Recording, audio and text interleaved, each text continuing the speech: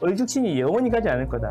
신축이 뜨니까 곧 신축이 되는 재개발 재건축이 뜰 거다. 재건축 아파트 위주로 신고가가 나오고 있다. 상남 못지않다. 목동 아파트 평당 1억 속출하고 있다. 다 비싼 동네만 그런 거 아닙니까? 아닙니다, 여러분. 여러분들이 착각하시는 게 뭐냐면 재건축이 안 되면 하나도 안 오른다고 생각하시는데 안 돼도 오른다라는 겁니다. 재건축 아파트 기준으로 신고가가 속출하고 있다. 어디가 관망세라는 거냐, 이런 이야기죠. 아파트는 망고쌤.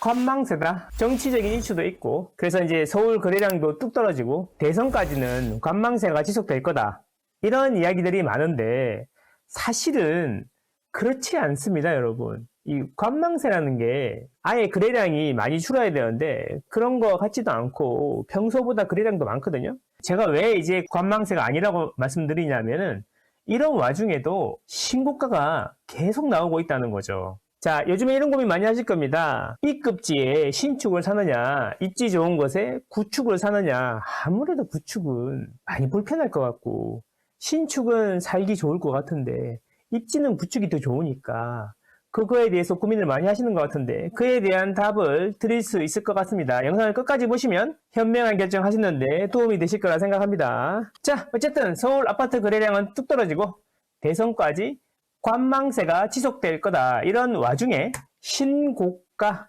행진이 계속 이어지고 있다, 이런 이야기입니다.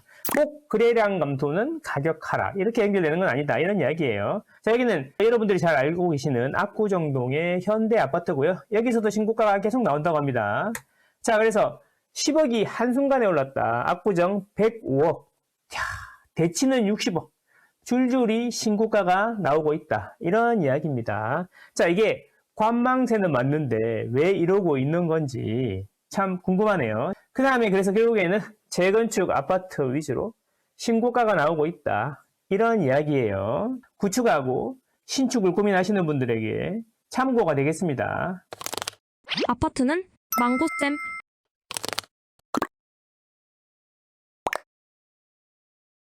자, 중요한 건 이제 우리 은마 아파트는 노무현 정권 때부터 거의 재건축 추진한 지가 20년이 훨씬 넘었는데 아직도 잘 안 되고 있단 말이죠. 그런데 여기가 이제 탄력을 받기 시작하면서 이제 항상 말씀드리지만 온기는 옆으로 퍼지는 거니까 건축 계획이 나왔다는 거죠. 엄마 아파트가 드디어 하나 봅니다. 자, 현재는 엄마 아파트가 4,424가구인데 정비 계획에서는 5,962가구로 늘어난 거죠. 이전에는 5,778가구였단 말이죠. 이게 정비 계획이 변경되면서 거의 200가구 가까이가 늘어났고요. 자, 그리고 143제곱미터도 생겼어요. 자, 그리고 용적률은 300에서 320%로 늘어났고 최고 층수도 49층으로 하고 일반 가구, 그러니까 일반 분양 가구죠. 일반 분양 가구가 825가구가 나왔습니다. 기존에 4,400가구인데 일반 가구가 8,200 나왔다면 한 20% 조금 넘는 수치인데 사실 이게 많은 건 아니거든요. 하지만 강남이고 분양가가 비싸니까 잘 진행이 될 거라 생각합니다. 어쨌거나 이렇게 해서 엄마 아파트가 안 될 것 같은 그 엄마가 되니까 이제 무슨 일이 생기냐, 이게 중요한 거죠. 항상 여러분 아파트 시장에서 새로운 이벤트가 생기면 그 파급 효과가 어떻게 될지 고민해 보시는 게 좋아요. 자, 오늘은 그런 생각도 같이 해보시면 좋을 것 같습니다. 은마가 이러니까 대치동이 또 이런다는 거예요. 옆에 인접단지 재건축의 속도전에 대치성경, 대치동에는 원래 제일 좋은 아파트가 있는데 거기를 옛날에 그 우선미라고 하죠. 우성, 성경, 미도, 우선미를 최고로 쳤는데 사실 대치성경은 뭐 추진하는 게 별로 없었어요. 그런데 우성아파트도 진행을 하고 미도는 신통기로 해가지고 진행을 하다 보니까 그리고 양쪽에 진행이 되고 있는 상황에서 성경은 아무것도 안 하고 있었다. 진행이 잘 안 되고 있었는데 이제 엄마 아파트까지 한다 그러지. 은마 옆에는 또 우쌍쌍이라고 있지 않습니까? 우성, 쌍용 1, 2차까지 이제 진행을 막 하고 있으니까 그 옆으로 영향을 준다는 거죠. 제가 오늘 드리고 싶은 이야기는 그거예요. 주변이 뜨겁게 달아오르면 그 여파가 옆으로 간다는 거, 이게 되게 중요한 거다, 이런 이야기인 거죠. 여의도의 미도도 쟁거럽니다. 여의도 다른 곳들이 진행이 많이 되니까 여의도도 주변이 되니까 따라가는 거죠. 이게 중요하다. 그럼 대치동만 그러냐? 자, 일단 대치동 한번 볼게요. 대치동 보시면 여기가 은마 아파트예요, 은마 아파트. 그리고 여러분들이 대치동 학원가 그러면은 한티역 쪽으로 많이 확장이 되기 시작했는데 사실 은마 아파트 뒤쪽으로 많았었죠. 이게 이제 한티역 쪽으로 이렇게 확장이 되고 있었어요. 그래서 이쪽에 역삼동 쪽 아파트들이 학원 보내기가 되게 좋아지면서 가격이 조금씩 오르기 시작했거든요. 자, 그리고 여기 원래 이제 전통적으로 좋아했던 곳은 뭐냐면 우상상이라 그래갖고, 자, 여기 우성 아파트, 개포 우성 1, 2차, 그 다음에 성경 1, 2차, 미도 1, 2차, 이렇게 해가지고 우상상이 이렇게 대장이었는데, 양쪽으로는 이렇게 진행이 되고 있고, 은마도 이제 진행이 됐고, 여기 우상상, 우성 1차, 쌍용 2차, 쌍용 1차도 사업 시행 인가까지 다 나고 나니까 성경도 진행을 한다. 이런 이야기입니다. 야, 근데 엄마가 자리가 너무 좋지 않습니까? 이 넓은 면적에다가 학원 아래를 끼고 있고 이 주변이 전부 다 새 아파트로 바뀌고 나면 정말 대치동이 또 반포까지는 잘 모르겠지만 새롭게 붐업이 되는 게 대치동이 되지 않을까 또 이런 생각을 해봅니다. 아파트는 망고쌤.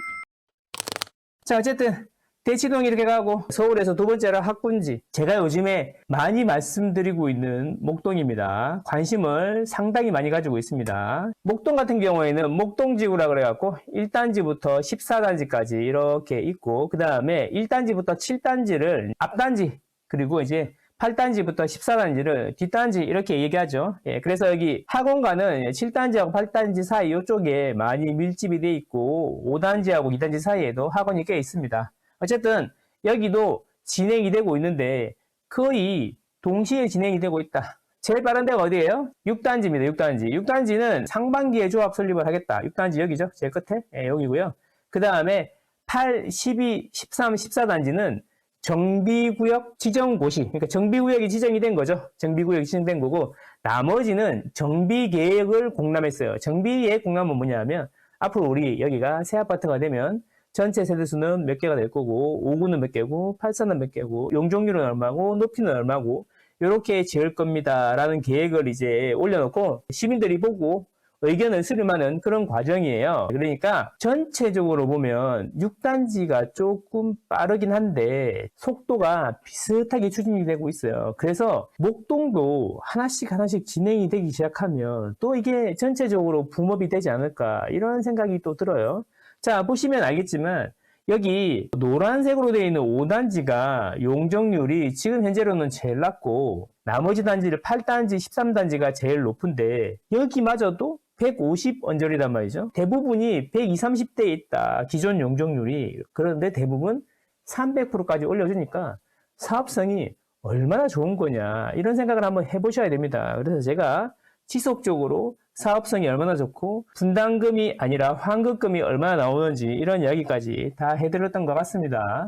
자, 목동도 진행이 착착착 되고 있다 이런 이야기예요. 자, 강남 못지않다 목동 아파트 평당 1억 속출하고 있다. 평당 1억입니다. 현재 기준으로 평당 1억. 자, 그럼 짓고 나면 얼마까지 갈지 한번 상상을 해보시면 됩니다. 자, 여의도도 보면 아파트들이 착착착 진행이 되고 있습니다. 광장 아파트가 사업 시행자를 지정을 했고 시범단지도 사업 시행자 지정할 예정이고 3부도 조합 설립됐고 나머지들은 안전진단을 열심히 진행하고 있고 또는 마무리되고 있습니다. 여기도 만만치 않을 거예요. 여의도도 그죠? 한강 끼고 있고 아파트 단지들이 쭉 이렇게 대대적으로 바뀌고 나면은 붐업이 되지 않을까 이런 생각이 듭니다. 어마어마한 부촌이 될 수 있다. 이런 생각이에요. 그래서 수정 목화도 신고가의 행렬이고 광장 28 정비계획 공람 공고했고 대교가 조만간에 시공사를 선정한답니다. 시공사. 목동보다 조금 빠르죠. 대교는 조만간에 시공사 선정이 된다. 전용 156이 5억이 뛰었다. 수정 목화 하랑도 신고가 행렬이다. 자, 전체적으로 보면 재건축 아파트 기준으로 신고가가 속출하고 있다. 어디가 관망세라는 거냐 이런 이야기죠. 아파트는 망고쌤. 다 선생님 비싼 동네 이야기 아닙니까? 이런 이야기예요. 다 비싼 동네만 그런 거 아닙니까? 아닙니다, 여러분. 의외로 있잖아요. 우리가 모르는 사이에 A급 지뿐만 아니라 B급지, C급지도 진행이 되고 있어요. 자, 얼마 전에 대조 1구역을 재개발하는 힐스테이트 메디알레 분양가 보셨나요? 84 기준으로 보면 거의 15억에 육박하는 아파트인데 경쟁률이 어마어마했습니다. 그죠? 대조 1구역 그쪽 8사가 15억을 찍으면 그러면 다른 구역들도 다 상단이 달라져야 되는 거 아닌가, 이런 생각이 좀 강하게 들어요. 그래서 이 대조 1구역이 15억에 분양이 됐다, 8사가 분양이 잘 됐다라고 하면 그 여파가 또 어디로 갈지 한번 생각해 봐야 돼요. 그래서 우리가 그 멤버스에서는 4월에 은평구를 한번 전체적으로 갔다 오고 브리핑을 해드렸거든요. 자, 그런 이유가 다 있죠. 망고쌤은 한 달 전부터 알고 있었다. 제가 말씀드리고 싶은 건 이런 거예요. 뭔가 진행이 잘 되는 동네가 있으면 그 여파가 어디로 퍼질지, 어떤 영향이 있을지 주변에, 그런 걸 항상 생각해야 돈이 움직이는 길을 알 수가 있는 거죠. 돈을 쫓다가 보면은 돈이 도망을 가요. 돈이 오는 길에서 미리 기다리고 있어야 된다, 이런 말씀입니다. 멈췄던 장인 뉴타운 6곳도 재개발 속도가 붙었다. 동북선 호재도 있고, 사실 장인 뉴타운은 물론 언제 될지 모르지만 GTX 호재도 있고, 그리고 제일 큰 호재는 뭐냐면 전체적으로 서울은 아이파크부터 시작해갖고 빌라들이 없어지고 대단지 아파트들이 생긴다라는 겁니다. 그렇죠? 이런 게 호재라는 거죠. 사실 장인 뉴타운 하면은 뭐 12억, 13억 이럴 때부터 시작해갖고 지금 14억, 호가 이제 15억까지 올라갔단 말이죠. 그 바로 밑에 동대문, 이문, 휘경 뉴타운도 있는데 그쪽도 지금 입주 물량이 쏟아지는 와중에도 14억 정도의 호가가 나오고 거래가 되고 있단 말이죠. 자, 그리고 이런 부분들이 그 주변으로 또 영향을 계속 줄 건데 이런 거 자꾸 생각해 봐야 된다. 그 다음은 뭐고, 그 다음은 뭐고, 그 다음은 또 어떻게 될 건지 이런 거 생각해 봐야 된다. 여러분, 신림 뉴타운도 이제 첫 입주를 합니다. 여러분, 관심 없으셨겠지만 제가 올 초부터 계속 제 멤버스에서는 말씀을 드렸는데, 자, 신림 뉴타운이라 그러면 상계 뉴타운이랑 둘이 해가지고 서울의 가장 외곽에 진행이 가장 안 되는 곳이라고 생각했는데, 신림 뉴타운은 첫 입주를 하고 상계 뉴타운도 4구역, 6구역은 이미 입주를 했잖아요. 그죠? 그리고 이제 다른 신림 뉴타운의 구역들도 진행이 착착착 되고 있다. 첫 번째가 입주를 했으니까 두 번째, 세 번째는 어떻게 되겠습니까? 한번 생각해 보면 되겠죠. 서울 서남부 재개발 최대어가 탄력을 받고 있다. 서남부의 최대어인지는 잘 모르겠지만 어쨌든 탄력을 받고 있다. 안 될 줄 알았는데 우리가 모르는 사이에 부지불식간에 이미 입주를 눈앞에 두고 있다. 이런 이야기예요. 그러니까 외곽에도 되고 있다. 그리고 한 군데가 더 있습니다. 자, 바로 서울의 마지막 달동네 백사마을을 드디어 철거하고 3,198가구 아파트 단지가 들어선다. 여러분, 백사마을이면 중계 본동, 여러분 본동이라고 붙은 데는 보통 어떤 데냐면은 아주 예전부터 마을이 형성되어 있던 데를 보통 본동이라고 하죠. 사람들이 백사가 많이 나와서 백사마을인가 이렇게 생각하시는 분들이 많은데 104번지입니다. 104번지라 백사마을입니다. 강남구에는 구룡마을이 있고 방배 쪽에는 성비마을이 있고 노원구에는 백사마을이 있는데 이 백사마을도 이제 진행이 착착되고 있다. 어떤 생각이 드시나요? 서울의 핵심지뿐만 아니라 우리가 모르는 사이에 B급지, C급지까지 착착착 재개발이 진행이 되고 있다. 물론 조합 내부에 싸움도 많고 뭐 다툼이 많고 법적 분쟁도 많고 이런 데는 좀 지지부진한 것도 있지만 이렇게 서울은 전체적으로 다 재개발이, 재건축이 잘 진행이 되고 있다. 이런 이야기입니다. 이게 중요하다라는 겁니다. 아파트는 망고쌤.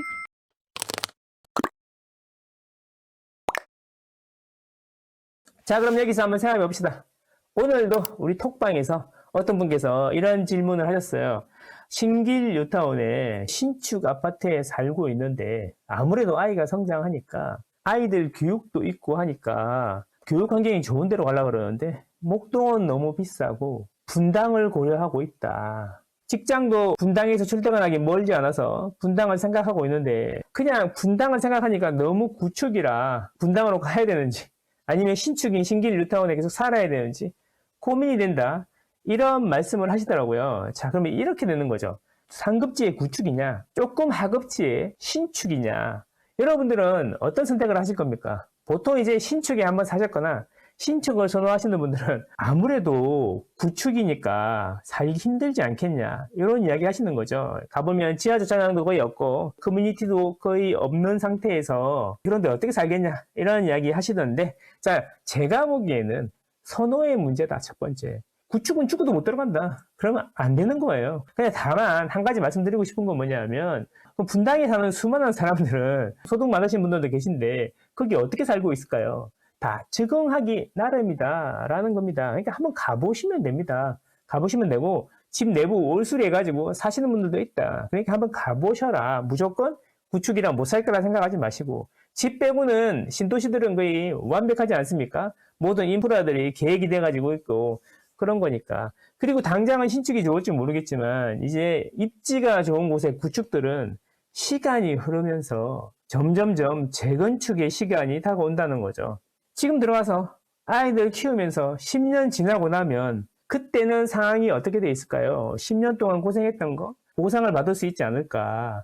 여러분들이 착각하시는 게 뭐냐면 재건축이 안 되면 하나도 안 오른다고 생각하시는데 제가 작년부터 분당에 재건축될 아파트 중에 9억 이하인 아파트에 대해서 제가 소개를 많이 해드렸고 실제로 사신 분들도 계신데 재건축 안 됐고 선도 지고 지정도 안 됐어요. 하지만 가격은 이제 9억 이하는 아예 없고 호가들은 몇 억씩 올라 있다. 이런 게 중요한 겁니다. 안 돼도 오른다라는 겁니다. 이게 시장 수익률이고요. 시장 수익률에다가 재개발 재건축은 개발 이익이 더해지는 겁니다. 그래서 개발 이익이 큰 거를 사시고 오래 거주하시다 보면 충분히 보상을 받을 수 있다. 이런 게 중요하고요. 그래도 나는 구축은 안 된다 라고 하시면 할 수 없는 거죠. 하지만 방금 보셨다시피 지금 현재는 얼죽신을 넘어서 얼죽신 다음으로 제가 작년부터 계속 말씀드렸지 않습니까? 상품가에도 위계가 있다.